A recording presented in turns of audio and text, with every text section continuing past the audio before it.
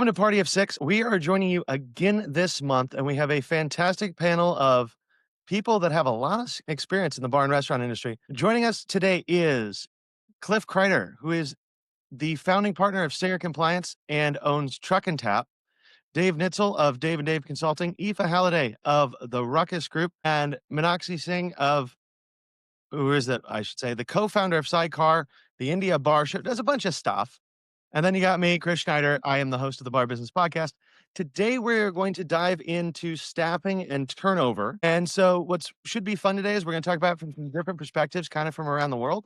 So, we should see a lot of interesting things about how staffing has exists, and also see where we're all in the same boat, regardless of where we are. So, with that, the first thing I want to ask, because this is something I hear, and it's always interesting to me. People will say, well, it's impossible to find a good team. And okay, yeah, it's not hard, but I also know people that never have a problem getting a good team. So, with your experience out there in the current market, knowing owners and being owners yourselves, what do you think about staffing? Is it actually a problem? Is the problem that you can't find good employees or that you just can't find good employers? Look, I'm not a bar owner. So again, I always qualify my opinions with that. This is what I think I observe from up close, frankly, is that there's been a relationship between bars and bar employees for years that was transactional, which is to say, I've got a job, you want to fill it. The person coming in to fill the job says, hey, I want temporary work. Either I'm young and I'm doing it during school or I'm in between jobs. And there was a sort of a transactional nature. And then I think post-COVID, we lost a lot of people. And the transactional nature went away because there just wasn't as many people coming in for that type of work. And we've had to rethink employment to some extent. And to be, as employers, invest more into people than what we traditionally did before. And understanding too, with prices and costs going up, I should say costs going up on everything, creating some and some continuity in the business matters more than it did before. And that's from afar. That isn't to say that people in our industry haven't valued employees in the past. I'm not suggesting that, but just sort of as a baseline on what the behaviors look like. A lot of emphasis on guests from a people perspective, not quite the same energy put towards employees, and that might need to shift. That's my 10,000-foot view perspective. All right. So that's Dave's 10,000-foot view. Meenakshi, does that line up with what you see in India? Yeah, look, I mean, I see this everywhere. I feel like from an Indian perspective, and I started my first bar in like 13 years ago now, and that time we pretty much managed everything on our own, and we were fairly new into the industry. And over the years, we've seen there's been a constant churn, people coming in and out. While the churn is very regular and it is a high attrition industry, having said that, there was like what Dave is saying is that there was always we were always a consumer first, guest first sort of an approach, always. And I think that's how traditionally a lot of the hospitality industry has been for the longest time. And I feel the shift in the mindset is happening, and it's happening very slowly, but it is very much there. We are seeing a similar crunch here in India as well. More than anything else, there's a lack of the funnel which was constantly getting filled up earlier.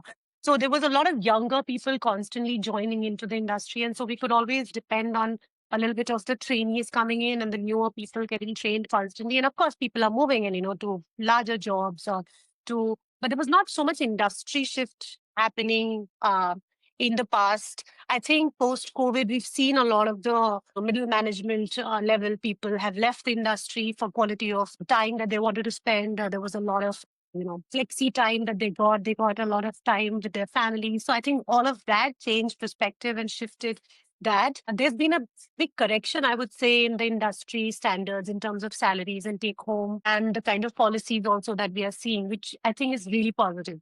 We have really needed that. And I think the shift has happened really quickly in that space. So in the last, I would say 2 to 3 years, the shift is very clear that organizations are re-looking at their own policies, their own people with a far more closer lens and, spending a lot more money with them, not just in terms of the salaries and remuneration, but also upskilling, trading up and looking at horizontal growth, not just vertical growth. A whole lot of that is happening. So we are completely in the thick of things. Exactly. Like I feel like everywhere I go, I hear the same story, even within the Southeast Asian perspective as well. We are seeing the similar sort of changes. Yep. What are you thinking on this? So in the UK and Europe, we not only had COVID here, we also had the B word, we had Brexit. You know, geographically where we're positioned, and with the free movement of people, we had in London, because I'm London based, we had in London just transitional staff coming through, people coming for their whether 2 years, 3 years, whatever abroad, coming and learn bartending in London as well, you know, from France, Italy, Spain, you know, so we had this mass of like influx going back to like when I was sort of front line, so like 2008, 2009, when I was front line. We never had to advertise for staff. We would have had just we would have had a stack of CVs where people would just come to the bar, just hand in the CV, you know, and you'd have, you know, name, date, you know, what they wanted, put it away, fine. And you could just go through them to get trials in. You know, you just had an abundance of people. But then COVID happened, and then a lot of people here that worked in the industry got trapped in their home countries for 2 years, and then we lost a lot of people that didn't want to come back, and then it coincided with the finalization of Brexit, and then it meant as well too that we people couldn't come back because then they couldn't apply for their long-standing visa because they had been here and stuff. So we had a big exodus in London, specifically London, of people that you know, come back and didn't want to come back to work in the industry. We here, I don't know if it's the same with you guys, and there, like we have sort of, you know, two types of people that work in hospitality. They're the people that just want to pay the rent, they pay the bills. They're students, you know, they're here for a good time, but they're not here for a long time, you know, and that's fine. You know, it's absolutely fine, and we'll teach them the skills. And sometimes we teach them so much of the skills that they stay and they become lifers, you know, or we have the people that have decided that it's a career, but we don't really have the foundation here where we can, you know, go into sort of schools and list out all the careers that we have in hospitality. And there's a lot of ignorance, you know, as to what we have and what we can offer as an industry, the younger people. So, in terms of finding staff, you know, lots of people here's perception would just be, yeah, it's, you know, it's just to pay the rent. And they don't understand that there's wealth of career paths that you can have within the industry. So, we struggle with that. So, Cliff, because I want to ask you a question, kind of building off what Ava just said. Do you see in the U.S. the same sort of thing where people don't see hospitality as a good career path? And do you think that's part of why people may have trouble getting employees? Yeah, so I agree with Aoife. There definitely are two types of employees, I think, in the food and beverage business, but I think there's a third one. I think it's the default. It's the people that just, they just default into a certain, let's just call food and beverage a trade, right? They default into a certain trade. And yeah, they could stay or they could pass through. So I kind of say the same thing. You have pass throughs, you have the defaults, and you have the career. But yeah, food and beverage is difficult. It's probably when I was like 15 or 16, I worked at a fast food, then I worked in a really heavy duty bar and restaurant, and I was so afraid of going anywhere near the kitchen. Those guys would just beat the shit out of me, and that still exists today. It's a tough business. I mean, being in the food and beverage business is a tough business. And so, yeah, why do you want to subject yourself to be in a career in such a tough business when you can go somewhere else and maybe have a better situation? First of all, let's just say, I mean, let's just lay down. It's a hard business being in the food and beverage business. If you're a bartender, if you're a server, if you're a chef, if you're a cook, and there's a lot of problems that we deal with, probably mental illness and substance abuse and other kinds of abuse. So why do you want to have a career in this business? I mean, you got to love it, right? You got to love it, and you want to persevere past all those issues, and you want to change things. So I really think, the people that succeed in this are passionate about the food and beverage, and they want to make a change. It's unfortunate that exists within all levels of management, this default of people that really, I don't know, they see this as their playground or something, or just a way to make a paycheck and, have another drink at night. So yeah, it's I forgot what the question is, but it's a tough business. So So if I was a young person looking at the alternatives out there, I don't know if I'd go with food and beverage. Where's my upside? Yeah, and I think that's true for a lot of people, and I think it's really good that you pointed out that default group, because I don't know how many people I knew that were, bartenders in college to pay their way through college, and then they were 40, and you're going, "Hey, you're Yeah. not in college anymore," Yeah. you know? And that seems to actually I think that's in some regards, that might be like the most sizable chunk of our industry over people that actually set out to have a career in the industry. Yeah, that's pretty much like every bartender's or story where they always say that they started bartending just for pocket money and some money in the middle, and then suddenly just kept doing this and they found their passion. And I mean, yeah, I mean, 100%. You have to be passionate. You have to be in love with this, no matter what. I feel like you have to be really invested to really grow, and I think that's what the challenge of this becoming a career is. That a lot of times in the middle somewhere you might find yourself confused in the journey where you're like, okay, so where is this taking me? Is this going to be my life for the next number of years? Until the time, if you can't see that, and sometimes it is a little confusing, unlike the corporate where the ladder is a little clearer. You have a lot more processes driving you. You have an appraisal, you have a very clear cut assigned duties and jobs. In our industry, it's so fluid. It's literally like the bartender can also be a great, host, and the host can become a great frontline cook. You never know when that day has to come where you have to shift your sort of, tracks and be good at everything. And to become a manager, then you have to again assign yourself those responsibilities and duties. You kind of end up learning on the job and picking up a lot of skills over the years. And you end up becoming a manager who started off as a, you know, behind like line coke, or you could be a bar back, and then you suddenly become you can rise to a GM. So I think it's very much about perseverance and very much about is your brain tuned towards hospitality. And I think it takes a certain type to reach that sort of a level. It's not definitely everybody's ball game. Well, for sure, and I'm gonna pick on Aoife a little bit because I know she spent all day yesterday doing training. 'Cause that's kinda where we're getting at, right? Here's we have these employees, we have to give them the tools. To your point, Meenakshi. So Aoife, when we're thinking training around the industry and how we have to adapt, since you're tired this morning because 'cause you've been doing that all day yesterday, Yeah. what do we need to teach people to actually make this industry attracted to them, to actually keep them here? Well, like I completely agree with Meenakshi that not knowledge is power.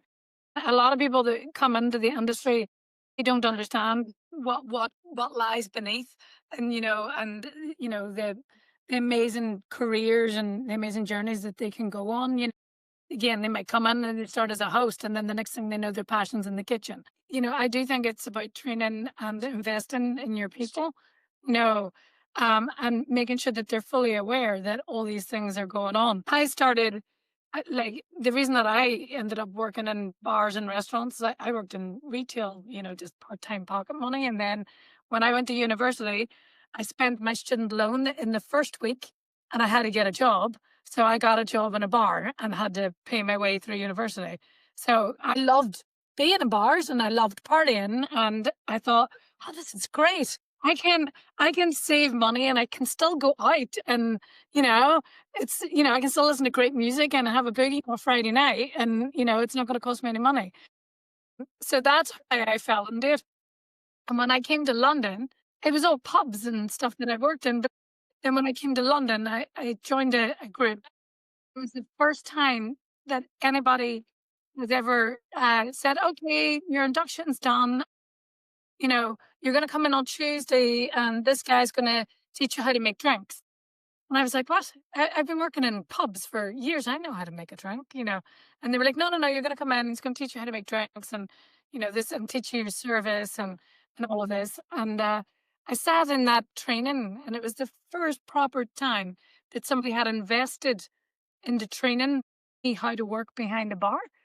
And I sat there and I was just blown away that, we spent 4 hours talking about cocktails, spirits, how to mix drinks, how to, create atmosphere, how to create vibe and how important that you are as the bartenders, the frontline staff in making the magic happen. And I sat there and I thought, oh, I was like, I can't believe somebody pays you to do this. This is an amazing job. And it sort of opened my eyes to all these amazing jobs. And I did say to him, in a couple of years, I'll have your job. And I did. In a couple of years, I had his job. But, it opened up the entire industry, the drinks industry, the spirit industry, and just all of this thing. So I believe that you have to invest in your people and you have to give them that insight into how it works, how it works, what your business is, what it is you're trying to create, the experience that you're trying to give people. And you have to really bring everybody along from the very beginning and invest in the training so that they're able to create that magic and that experience for your customer.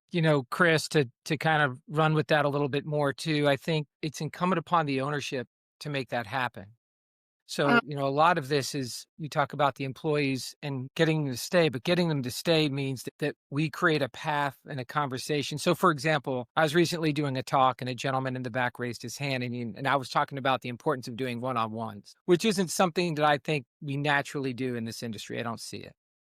And I was like, look, you need to have one-on-ones with people to find out what their individual needs, wants, and desires are, and then you can sort of manage to that.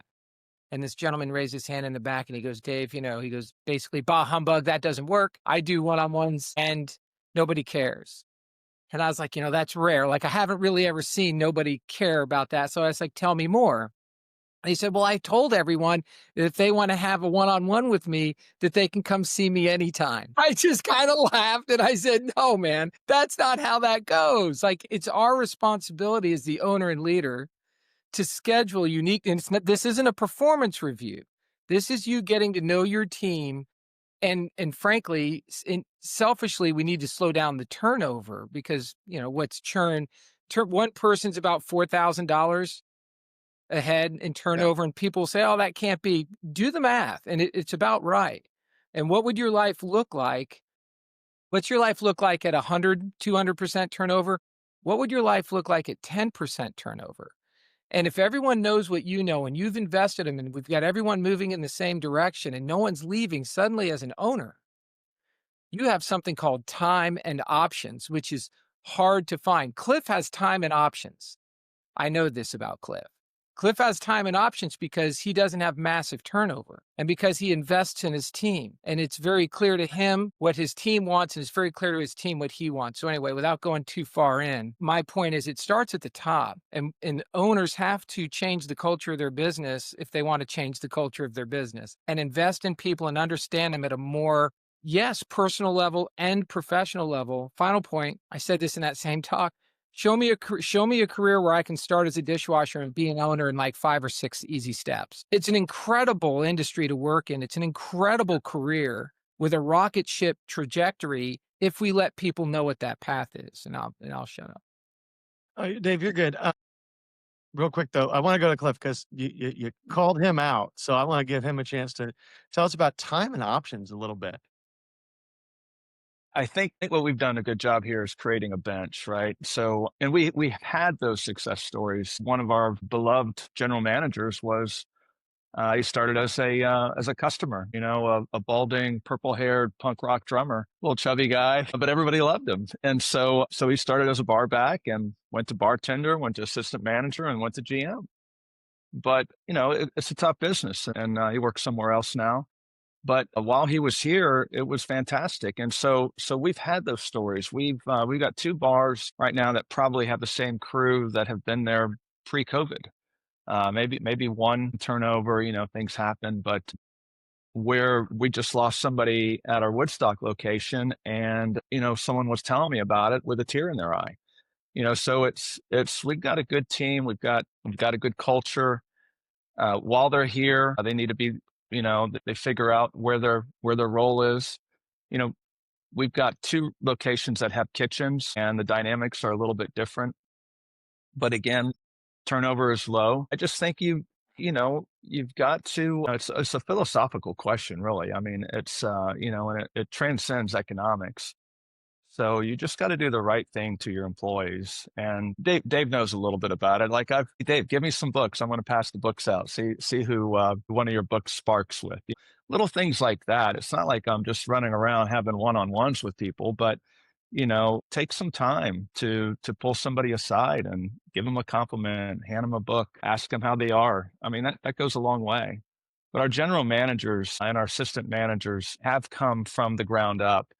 Matter of fact, our busiest store general manager came to us as a bartender by way of Cheesecake Factory, and he was a manager at Cheesecake Factory. So COVID just gave us a wealth of employees because they were getting out of the business, and we were one of the few bars that were open in the Atlanta area.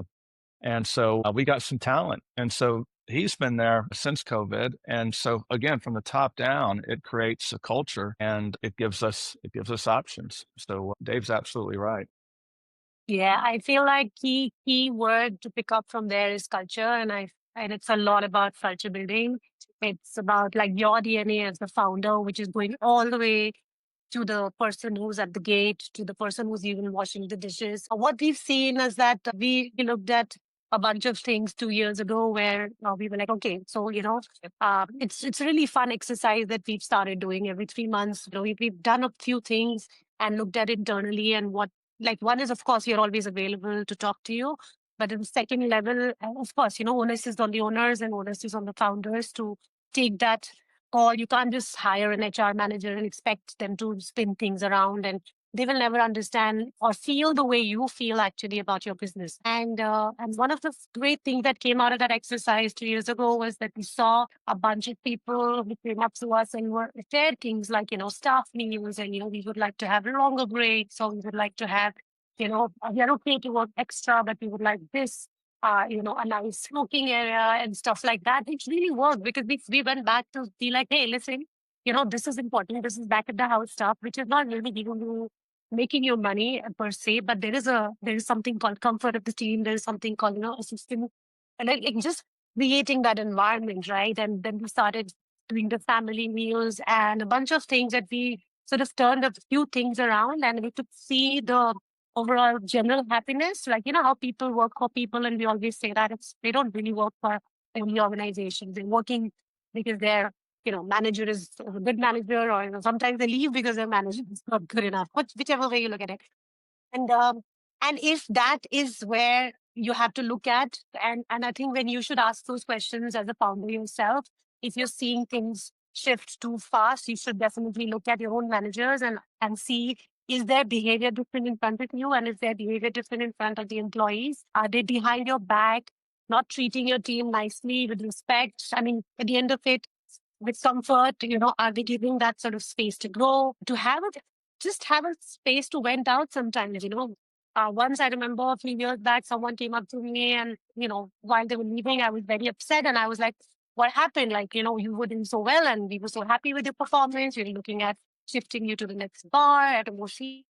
And we were like, whenever we go up to the manager, he sort of shuts us down with, this is how things are, and, did not listen to us. I felt that, sometimes being just needs to be listened to, just a good person overall, right? And I think that's what Cliff meant by philosophical there, where you do transcend from processes very easily into being a good human being. And just kind of, it's a very old school to say that you're all family and, we're all working in a family. A lot of the younger gen does not understand those words. And when you say that, we're all, let's eat a meal together, let's just have a chat, let's have a coffee together on the break time, why do we have to have a standing up session all the time? Let's all sit down and be comfortable. The body language shifts the minute they're comfortable in talking to you and sharing things. And we've seen that change with the younger team that joined us, and we were really struggling with. I mean, if you notice that it's the older guys who still have, the boys and the girls who still have a career path going on, but the younger ones are the ones who are very quickly moving or very quickly shifting industries because there's more restlessness in them. And we keep making fun of the Gen Zs, but at the end of it, this is the generation we have to reach out, right? It's always the elder generation talking badly about the younger generation. I mean, our parents talk badly about us. So I feel like this is your prerogative, right? So we got that. But yeah, I feel like it takes patience and it takes listening and it takes looking internally sometimes that maybe you need to be more calmer and more patient with your own people. Go ahead. Well, I just want to add some. Can I just add something real quick? It's get back to the general manager and the family time. Just an example, the general manager will twice a year take the whole restaurant to a mountain house and hang out for one night. And our accountant will bitch and bitch and bitch about that money going out the door. Why are we doing this? No one does this, you know? And it's like, why would we not do that? And so that's part of it. You've got to break the mold of being everything about the numbers or everything about what we did somewhere else. So anyway, sorry, Aoife, go for it. Oh no, you're good. I wanted to jump on the younger. So we did 3 trainings yesterday. And the last training that we did, the general manager said, "Oh, I've got 50 staff. How do you want to break this out?" And I said, "Right, well, let's get your senior team, you know, your general manager, your AGMs, your supervisors, all the rest. We'll go through it with them first, and then we'll get the juniors, you know, the part timers, for younger kids." And she was like, "Right, okay." She was like, "I said, don't be expecting much from them.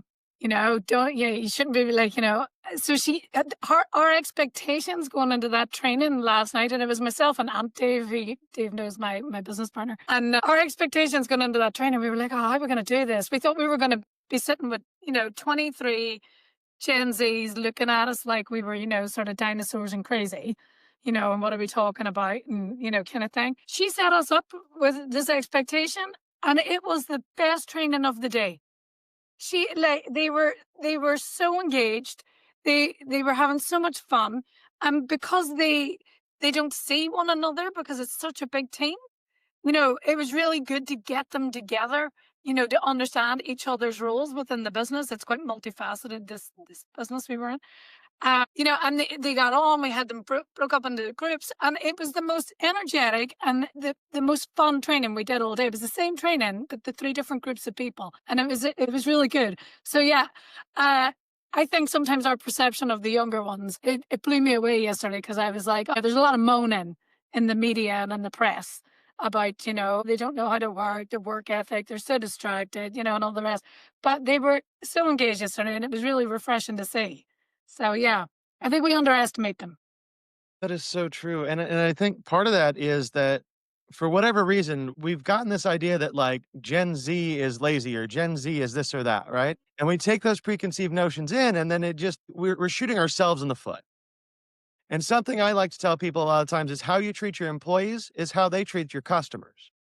So if you assume your employees are dumb, they're gonna assume your customers are dumb, and now you have a bad experience. But with that, Dave, what are your kind of thoughts on this area? Yeah, I agree with that too. I think every generation's different, and just because they're not the same, because they may not think the same as us, doesn't mean they don't want to be just as successful or more so. So I reject the idea that there's generational stupidity. I mean, if you talk to the greatest generation about baby boomers, who we sort of, you know, baby boomers are somehow exalted now. Those were the pot smoking hippies of the 60s that nobody liked, right? So ignore anything about that. But what I do think, and Cliff undersells himself a little bit. If you treat people as disposable, they'll behave as such, right? You tell people how important they are. Cliff does a wonderful job, if I may, of sharing knowledge. And one of the greatest gifts we can give as leaders to our teams isn't how to do something or what to do, but why to do it and why it matters. And we teach people how to think instead of how to do stuff. And Cliff doesn't walk into one of his bars and tell people how to pour a drink. People gravitate to him because he'll talk to them about business. He's a natural sort of teacher and is a happy sharer of information, and people gravitate to that. And I think too often in the industry, I see people that just want to teach process, even training. So there's one thing to train the hell out of someone, which I agree with. We want to train people. But when we get people to transition from what to do to why I do it, and they understand how to think and behave in a business, then we've given people so much more, and they'll stick around longer, right? So there's not, by behaving in a very unselfish way and being very giving to others, it's reciprocal. And that's how we get that. That's why Cliff has time to do stuff, because his team knows how to think. There's no doubt. And by the way, Cliff does Christmas parties. They don't just go to cabins. I got the invitation to the Christmas party. Cliff does lots of celebratory events. It's not by accident. So if you want to have this low turnover, if you want to have time and money and continuity in your business, It's very deliberate how you have to go about doing that. And someone said something about breaking the mold. That's what I think. I think we have to break the mold of what's been for many, many years. And the people that are on the cutting edge of that, people are lining up to work with Cliff, where other people, I have people who are shutting down service in their restaurant and they're brown bagging the restaurant because no one will even apply to work there. So there's a chasm between the people who understand people, not just guests, and people who don't. Yeah, 100%. Agree. Yeah, I mean, you said it, Dave, that if you have people who ask the why or go for the why rather than how, and this is again beginning from the lowermost to the highest in the hierarchy, those are the kind of people.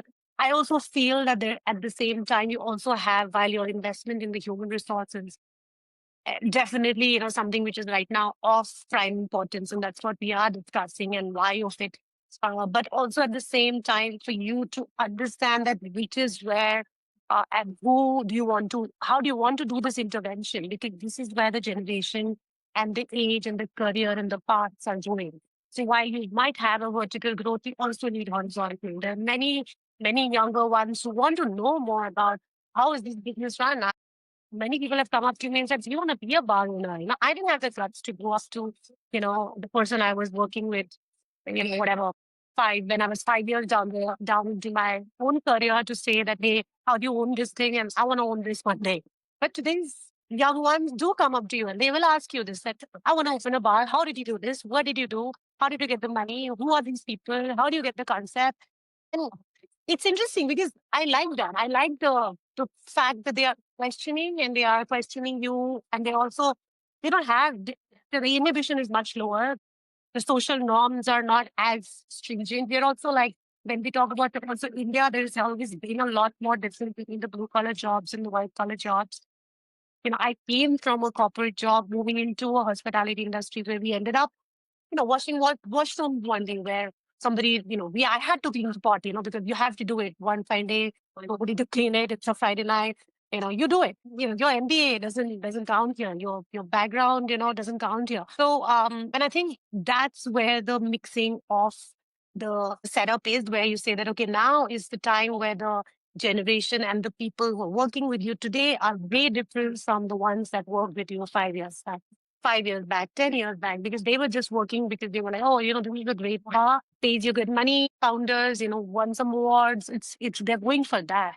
But I feel like now people are working for people more and looking at their own self growth much more, and have a lot of questions there. And if you have the answers and if you can intervene and you can customize their journeys, then you should find the stars between that, the ones who are the inquisitive ones, the energized ones for the industry. I think that intervention goes a long way rather than a blanket intervention across the board for your management setup. While you will do the basics, but I'm talking about certain set of, trainings and, sponsoring certain trips, certain sessions, certain workshops, bar shows, all of that. So it all kind of comes down to where the motivation of your employee is and intervening as the founder to say, hey, this person wants to do this. I can't force them to become a manager if they want to travel the world because that is not a good manager for me. That's the manager is never in the bar. That's the whole kind of, that's my bit where I feel like things are shifting really fast and the ecosystem is changing right in front of you. Sometimes the journey isn't at the bar, and you have to make that decision sometimes for them, and many times it's the best decision for them. So, it's not always that the food and beverage business is perfect for an individual. You do have those situations where, we have to sit down with someone and say, listen, this is probably best for the both of us. Um, and so we're talking all about the touchy feely, having great employees and great lives and kinesthetic moments and things like that behind the bar and the kitchen. It's not always that way. So, if we're talking about labor and we're talking about trying to, have our bench and have our options, sometimes we have to remove some of those options. And that's I just want people to remember that sometimes it's a good decision to do that for both parties. I know I'm a little bit of a downer here. It's the reality of the business. Yeah. Yeah, Yeah. so we call it freeing up somebody's future. You know, Yeah. it's like I like that. you Yeah. know, we need to It's a very free up. nice. Yeah, we free up your future for you, you know, and for us. So Yeah. I wanted to sort of jump on the back there of what we were saying, like, you know, in the shift in front of you, like the ecosystem shifting in front of you. And I think as well too, especially in London, it's such a competitive market, you know, for staff, you know, and the employers here really, you know, it is so competitive that they really have to think about what they are offering, you know, an employee going forward. And there's been a big sort of generational shift now where, you know, the younger ones are being, you know, they're looking at it and they're going, oh, you know, I get my pension and I get this and I get that. And they've got, you know, their staff trips and they've got, you know, maybe an extra day's holiday a year and, you know, and all this different thing. And whereas in, you know, we were just like, yeah, that bar looks cool. Let's go and have a work, you know, let's go and work in there. And I think people are being, you know, much more thoughtful, you know, about where they want to work and who they want to work for, you know. So as an employer, you have to really think about what you're offering, you know, your potential and future staff as well too to attract, you know, the A players that you need. So something I want to throw out there, because this is something I've noticed and kind of a theory I've had, and I want to see what you guys think. When we're talking about these generational shifts in the industry, it seems like with owners, when I think back to when I first got in the industry when I was like 15, 16, bussing tables, the stuff I would see after the doors were closed, whether that was people not wearing clothes or heavy drinking or drugs or what, like that was just every night, right? If the things that I saw 20 years ago happened today, there would be lawsuits, people would get arrested, employees would quit, you'd be lambasted on social media. Just what happens in the industry to me in the 20 years has almost entirely shifted. And then so you have some of these folks that have been around for 20, 30 years that grew up in that environment where it was a little bit more, I don't know, rough and tumble, a little more Wild West. And it seems to be hard for them to adjust to today, where everything has to be a little bit actually professional, like don't do drugs at work and keep your clothes on professional. And that seems to be a hard shift for some people. And I see a little bit of a difference between kind of people with the old style mentality and people with the new style mentality when it comes to ability to get employees.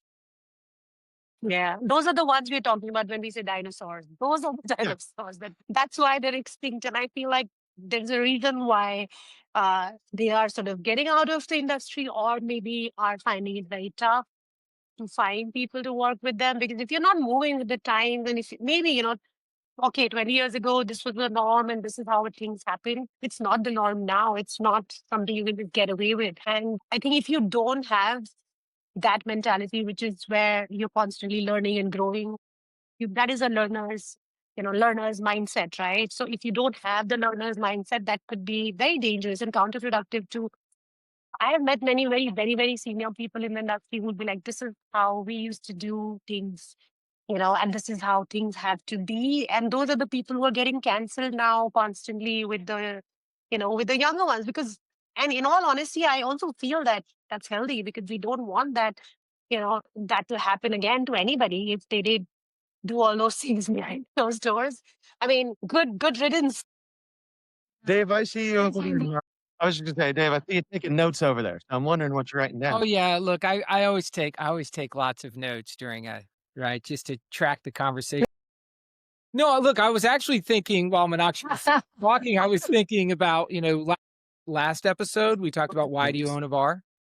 And I won't take too much time here, but I was called in for a coaching consultation. A guy wanted to work with us, and we're going through the bar, and he was just all negative about everything. Like everything's negative. So at one point, I just naturally said, why do you own bars?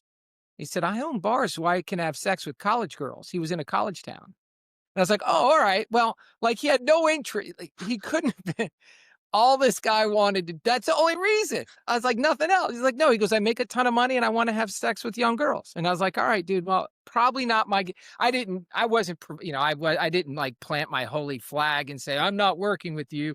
But inside I was not working with him. I didn't verbalize it, but I was like, oh, that's an interesting take on the business. And we did the rest of the walkthrough and that sort of thing. And I left and never called him back. So why you do this matters. And I think the why for the younger generation of owners is different than the why for the old. But not all old people are evil either. I mean, look at Cliff. He's really old and he's wonderful. So not all, so it's not ever, it's just like the other generation. Not all young people are lazy and not all old people are evil, but the why for everyone does matter. That's what I was thinking in the moment. That wasn't the notes I was taking. To jump back on what Meenakshi was saying about people getting cancelled, like we have quite a lot of, the sort of dinosaur, like the ones that aren't changing, they're not shifting with the times, and some of the areas in London, their venues should be busy just based on the simple fact of location. They've not shifted their offering. They're offering to their, to the new demographics in the area and to the new demographics of, attracting good people. And they're very confused as to why it's not working. Why was it working 15 years ago? Why was I making, £150,000 a week and now I'm barely scraping £50,000 a week? And it's quite hard, like as you said, trying to tell people that you're doing it all wrong. It's quite hard sometimes to explain that to people when this is their mindset. Like we had one client, the area in London that they had their venues, they didn't even like going there or being there. And, and they used to just slag off the people that like sort of created the area, made that area busy and, popular and all the rest. And it's like, well, why do you even bother? Why do you bother having venues in this area, trying to create something for this area, for this demographic, for the people in this area, and you don't even like the area yourself? It's just mind blowing.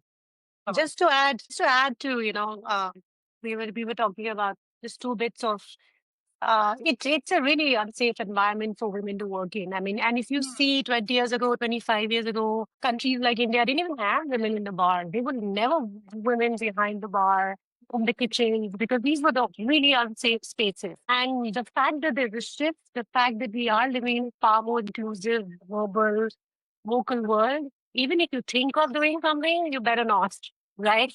So it's clearly the boundaries have been drawn, right? And if you don't realize that, and then you also walk into the bar, this is one of the signs that I have for myself that if I see no women around in the bar, or either serving or somewhere working in the bar, I see that as a question mark where like, what's going on? Like, do you not want to hire girls or do you have something up there, something amiss, especially in the bigger cities where you can find women who are eager to work, and are open to working in the service industry. And if you don't have them, you should call it out. Like I call out all the time with bars where you'll be like, hey, you might be the most whatever that you're doing, but where are the women in your team? Like, what's up? Like, are you not hired? Is there a deliberate non-hiring policy? Yeah. I mean, I can be a little bit of a stubborn person when it comes to that, but I feel to speak it out. Like I've been to panel discussions where there are only men sitting and giving you an opinion about how the industry must run or where the future stays. I'm like, literally, you're like taking 50% of the population and discussing the future of the industry. Like, come on, like that, there's something wrong with that setup. And I feel the unhealthiness of the industry is where the good riddance part was when I said that was created. That's all of it. It was the toxic, I feel, part of our industry, which I think kept a lot of the women away. And of course, that's I mean, especially in countries like India where, it's culturally also a tough one to navigate. I think too, for anyone who doesn't know, she helped redraw social borders in India. So if you guys don't know who she is, you should look her up because significant impact on an entire, I don't know, not just in Delhi, but like in a whole country. She's a really big deal, everyone. So check out Meenakshi and see what she's about. It's really cool, I think, anyway. We have a similar thing, obviously, Meenakshi redo the social borders in India and stuff. Much bigger walls to crack down, but you do find here as well too, it's very male dominated. I am generally the only female in the boardroom, especially when you work in certain parts of hospitality, which is like, I work in operations, mainly operations and training. You find far more females head of HR and find, in certain pockets, marketing, sales, HR. But when it comes to the nitty gritty of running venues and the actual operations and things like that, you tend to find that it's very male dominated. And trying to get a voice in the room is hard work. And we do have groups that we work with, and you know all their owners, all their top senior management are all male. And trying to influence them to maybe try and get some diversity into their top management could really help their culture and really help them attract people and a variety of people and diversity in their teams as well too. It's interesting to me too, because as you guys are talking, I'm thinking, okay, I agree. It's an absolute red flag if you go into a bar and it's all men. Like, that's a little weird. But the other red flag is on the other side. When you go into a bar and the only people working are really attractive women between like 21 and 25, Mm. right? So on that, because you'll see that, and that's just usually as much of a toxic culture Yeah. as one without women. And then too, you see most of the managers are men, and it just gets a little creepy in a lot of bars, I notice. And for some reason, people think that's good for business, which I have never understood. Cliff, what are your thoughts? Well, you have to hire good-looking guys too, so then it just offsets, Yeah. even Steven. So yeah, I mean, listen, we have our cougars sitting at the bar. I mean, it's we have our young men sitting. Everybody comes in for the bar. And again, like I said, our most famed bartender was a smaller, chubby, blue-haired dude. So what was attractive about him was his service, was his what he knew exactly what beer you wanted before you walked in the door. And if you didn't know it, you believed he knew it. And so that's what you want. I'll give you a real quick story about the women. We have in one of our locations, we have a general manager and assistant manager that are women. Our busiest location, our assistant manager is a woman, and I happened to pop in there like around 10:30 at night. I was kind of like doing a little round just to check bathrooms and just screw around. And so I was there and she was closing up, and there's about four guys. And here's this 23-year-old assistant manager of this store that does the biggest volume. And one of the guys is giving her some lip. And she's saying, you should have plugged something in. And I forgot exactly the story. And he was just being like my 6-year-old son or my teenage son. He was just going back and forth with her. And finally, I just said, look, dude, I said, just say yes, ma'am. Okay. Just say yes, ma'am. And so, if you're going to have women in the workplace, right, that in our leadership, you have to support them. And so at that moment, I think he figured out, what side of the aisle I was on. I wasn't one of the dudes that he was kind of hanging out with. I was clearly on her side. So that gave her, I'm sure that gave her a couple of credits for the next near future. But yeah, if you're going to have women in the workplace, you got to support them. And as far as it's personality. You got to hire for personality. You can teach anybody this trade craft behind the bar, but you got to hire for personality first. And looks have to be second, honestly. Yeah. It's a shame that we are, hopefully we'll get to the point where the women in the positions of power won't need the support, and we'll just have the support, without that. But it's great that you're a supporter, Cliff, of having women in leadership roles within your business. Yeah. No, and More like it makes a huge difference. Yeah. Sorry, you were Yeah, saying these are something, Yukas. no, sorry. No, I was saying that, yeah, absolutely. I mean, I think that the intent of hiring women is one, and then going ahead and supporting and planning their career and showing up for the team, which is in minority, sometimes matters. And I think that is where your culture, progressive culture, inclusive culture comes in. You are being hired on merit, no matter what. And I think Mm. when you realize, and then everybody has to realize that while you have, your foot is in the door, but at the end of it, that foot has to, set up. Like, uh, you have to still find your space, and you still have to find and prove your, the role that you were hired for. And a lot of times, if you have uh, team members who are in leadership role, if you have women in leadership, it changes the attitude of the team as well. And we've seen that culturally as well. The way and all, like, in the team, how shifts happen, even within the guest behavior. Like, I'm again talking in context. You will see if there's an Indian woman bartender who's in the bar versus only men, then the men in front of you behave way better. They are more gentlemanly and they'll be politer. So it kind of shifts a little bit because of that as well. And we have seen that behavior a little bit change for the good. Not necessarily, they're not there necessarily to misbehave with the women, but to actually watch their behavior sometimes when things can go awry, especially in the bar. We were an all female management team in a group of 7 venues, and we were the busiest bar. We took the most money, and we had the least issues. What fun. I can believe you. I 100% Yeah, yeah. It was me and like two my best friends now, but and they were from Sweden, and so it was the Irish and the 2 Swedes, and we ran this bar, and we were the cash cow of the company. We were golden girl. the golden guns basically, like, and we never had any trouble. And we were in an area in East London when it was like up and coming. It was very busy. There wasn't a lot of rules. Like, the police were trying to find their feet with the influx of people to the area, kind of thing. And we never had any trouble because when anything did kick off, because it was generally, quite a small but feisty woman, coming to sort it out rather than a big brawly, like, I'm the general manager man, it sort of just, tensions just went down, and it was, yeah, we didn't have any trouble compared to the other bars in the area.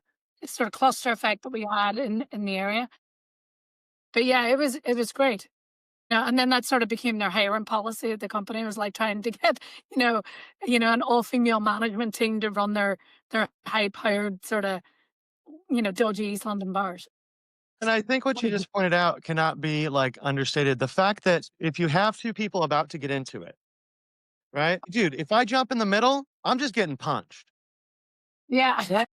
I had a lot of women that worked for me, a lot of whom were not younger, right? We're like in their 40s. And when they jumped in between a fight, it stopped, right? Because Yeah. 2 big guys, they'll puff up at each other all day long. And if you're a dude, you step in the middle, you're done. Little woman steps in the middle, especially that's a little older than them, they just shut down and they behave immediately. It's amazing. That's what we had. It was Yeah. great. Dave, Huh. do you want to jump in with some comments? I saw you moving towards the microphone there. No, look, I'm just kind of listening to the stories. We're just kind of going down a winding road, which I think is really cool. You'd asked about my notes. I wrote right here, measure. So to pull it back to sort of like employee turnover and that sort of thing for just a second, a boring way. A lot of people may ask, how do I know if I'm doing a good job or something like that? Most modern POS systems will allow you to have some kind of, or your payroll company should be able to give you turnover information. And if you don't have that, it's a pretty easy equation. How many people have you hired? How many people have you employed over a year's time? You do some division and you're looking to be like 10 to 20%. So to Cliff's point, there's been so many good points. Everyone's been like spot on with everything. But in the end, you want to be able to quantify what being a good employer looks like. If people are constantly leaving and you don't know why, then you're probably not in the category of good employer. Whoever's listening, don't take that too personal, but take it personal enough about it. And if you don't know your numbers, then I might argue that you don't care enough. Know those numbers. And when people are leaving, know why they leave. And also know this, people will tell you something like, look, I'm leaving to make more money. Most people don't leave to make more money. It's not in the top 5 reasons why people leave. Significant money, yes. Small numbers, no. But they won't tell you that because that becomes a job for them to try. They don't want to hurt your feelings on the way out. They're not so spiteful. They're just not sticking around. So knowing why people leave and measuring turnover and then actioning on those sort of metrics, because what gets measured gets done. So if you aspire to have a life like Meenakshi or Aoife or Cliff or you, Chris, once upon a, then know what those numbers are, find out why people leave, find out what people love, It's not just all bad news. Like, what'd you love about working here? What'd you hate about working here? What would you change if you could? Like, 3 questions you can ask and see what people say. Don't let them get away with, I'm going to get more money. This is the greatest place I ever worked. I love everyone, but they're going to pay me 15 cents more an hour, so I'm leaving. That does not happen, right? That's not how it goes. So measure and validate and do a little research. And if you get that turnover down and you know why people are leaving and you adjust, you can fundamentally live a better life as a bar and restaurant owner. And I want that. I want that for people. I want that for everyone. I want that for employees and I want that for ownership. Just to jump on that, Dave, exit interviews is, like what you're describing there. Sometimes people don't feel comfortable talking to the person that they're leaving. Mhm. So we have been asked a lot, to we do exit interviews with people. Sometimes it's good to set up, a process that, it's somebody that they might be able to share the information with if it's not you yourself. And then, to use all that information to help put together for your sort of hiring policy. And, who is it you're looking for? And, and what is it you're offering as an employer going forward so that you try to get that turnover down. Yep, agree. Cliff, what are your thoughts on the kind of the finer points here of turnover and keeping employees?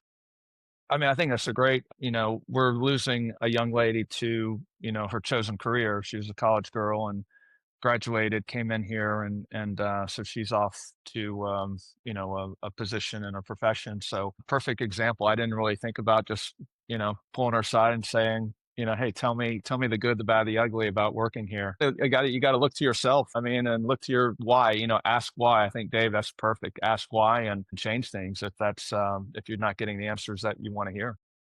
I mean, imagine the value, Cliff, and the person who's worked for you for a few years, say through college. This is a smart person, educated, going on to do things, is going to eventually become an advocate for your business, even though they're not in it anymore. What better opinion? That opinion is Yeah. worth its weight in gold. What would you do different? You're smart. You've been here. You know what it's like. To get that opinion from that person, I view as a gift. And I'd love to hear what they say. Like, it'd be cool. Come back and share what they say. I'd like to hear it. So we're coming up short on time. So I want to do a little lightning round before we let everyone go. I Okay. was thinking what would make sense this week, and I think this month for the lightning round, the question I want to ask is this: if you were meeting with somebody who was a new owner in the industry, and you had one thing to tell them about employees, what would it be? What is like your one single nugget that you think everyone in the industry should know? Who's first? Dave, you can go first if you got you.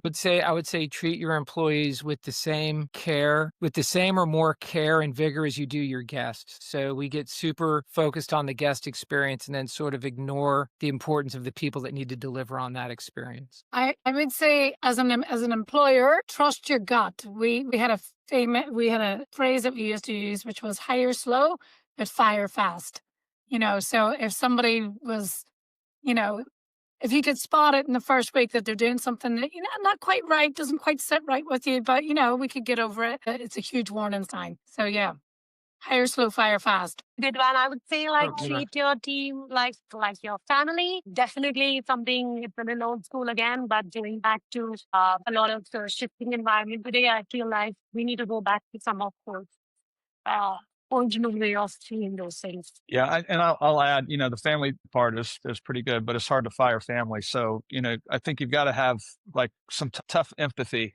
Basically, they're here to do a job. They need to be able to do the technical.